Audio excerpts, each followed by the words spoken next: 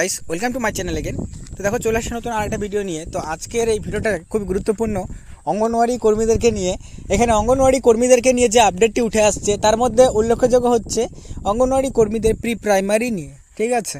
তো এখানে যেটা প্রি প্রাইমারি ট্রেনিং পশ্চিমবঙ্গে কবে থেকে চালু করা হবে, কিন্তু এখানে একটা কোশ্চেন সকলের অবশ্যই আসছে যে যেহেতু এটা বিজেপি সরকারের দ্বারা এই নতুন শিক্ষানীতিটাকে ইমপ্লিমেন্ট করা হয়েছিল, বাট এখনকার যে প্রেজেন্ট সিনারি রয়েছে সেই প্রেজেন্ট সিনারিতে কিন্তু এনডিএ সরকার গঠন করতে পারবে কি পারবে না এ বিষয় নিয়েও একটা কিন্তু সংশয় তৈরি হয়েছে।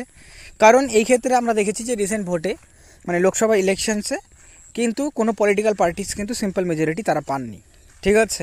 তো সেই ক্ষেত্রে ইনকেস যদি এনডিএ সরকার মানে বিজেপি সরকার যদি সরকার গঠন করতে না পারে, তাহলে পরে কি এই যে প্রি প্রাইমারির কথা বলা হয়েছিল নতুন শিক্ষানীতি অনুযায়ী, তো এটা কি ইমপ্লিমেন্ট হবে? মানে বাকির যে রাজ্যগুলোতে ইমপ্লিমেন্ট হয়নি সেটা কি সেখানে ইমপ্লিমেন্ট হবে কি হবে না, এটা নিয়েও কিন্তু একটা কোশ্চেন অবশ্যই রয়েছে। কারণ আমরা দেখেছি যে বারবার আমরা খবরে এই বিষয়টাকে উঠে আসছে যে তোমাদের অগ্নিবীর বা আদার্স যে স্কিমগুলো সেন্ট্রাল গভর্নমেন্ট যেটার জন্য আমরা দেখেছি যে রীতিমতো প্রোটেস্টও হয়েছে, সেগুলো নিয়ে কিন্তু আবারও বিবেচনা করার কথা বলা হচ্ছে। কারণ যেহেতু এনডিএ সরকার পুরোপুরিভাবে মেজরিটি পায়নি, যার জন্য এই কীরকম ধরনের সমস্যাগুলো কিন্তু তৈরি হতে পারে। তো সেই ক্ষেত্রে যদি এনডিএ সরকার মনে করো সরকার গঠন করতে না পারে, ঠিক আছে, বা যদি পারেও, দুটারই আমরা পসিবল সিনারিটাকে বিষয়টাতে আমরা তুলে ধরার চেষ্টা করব, ঠিক আছে। তারপর দেখব যে পশ্চিমবঙ্গে কবে চালু হতে পারে, ঠিক আছে।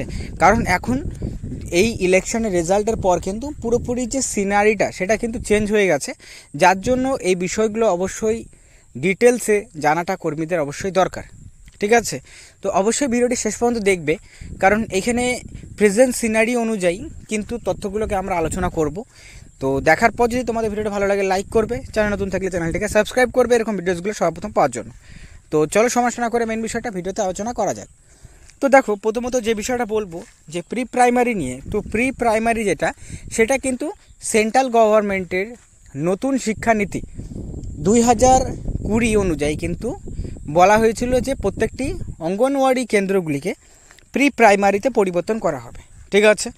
যার ফলস্বরূপভাবে পরবর্তী সময় আমরা বিষয়টাকে দেখি যে কিছু কিছু রাজ্য রয়েছে তারা এটাকে ইমপ্লিমেন্টও শুরু করে দিয়েছিল, ঠিক আছে। কিন্তু ইলেকশনে কি দেখা গেল যে কোনো পলিটিক্যাল পার্টি হচ্ছে মেজরিটি পায়নি। তো সেই ক্ষেত্রে এটার প্রভাব কতটা পড়বে, তো আদৌ কি এটা কন্টিনিউ থাকবে নাকি এটা আবার উইথড্র করা হবে, এই বিষয়টা আমি তোমাদের জানিয়ে দিচ্ছি যে তো এটা কিন্তু কন্টিনিউ হওয়ার সম্ভাবনা সবচেয়ে বেশি। কারণ কিছু কিছু রাজ্য রয়েছে যারা কিন্তু অলরেডি নতুন শিক্ষানীতি অনুযায়ী যে শিক্ষা ব্যবস্থাটি রয়েছে এটাকে কিন্তু অ্যাডজাস্ট করেছে, যার জন্য তোমাদের এই নতুন শিক্ষানীতিটাকে কিন্তু উইথড্র করা বা এই নতুন শিক্ষানীতিটা বন্ধ হয়ে যাওয়া এটা সম্ভাবনা কিন্তু বলতে গেলে এখনও পর্যন্ত কিন্তু সেরকম সম্ভাবনা নেই। তো যে পলিটিক্যাল পার্টি আসুক না কেন এখানে কিন্তু এই চেঞ্জেসটা হওয়ার পসিবিলিটিসটা নেই, ঠিক আছে। আর নেই মানেটা হচ্ছে কি যে পসিবিলিটিসটা, ঠিক আছে, এখানে কিন্তু 100% বলা যাচ্ছে না যে সেটা হবেই না, এরকম না। হওয়ার সম্ভাবনা অবশ্যই থাকে 1%, কারণ যেহেতু এবার কিন্তু ইলেকশনের পর পুরো সমীকরণটাই চেঞ্জ হয়ে গেছে, তো সে সম্ভাবনা তো অবশ্যই থাকে। কিন্তু তার সত্ত্বেও আপাতত এটুকু জানা যেতে বলা যেতে পারে যে হ্যাঁ এটা হওয়ার সম্ভাবনাটা কম রয়েছে যে এটা বন্ধ হয়ে যাবে, ঠিক আছে।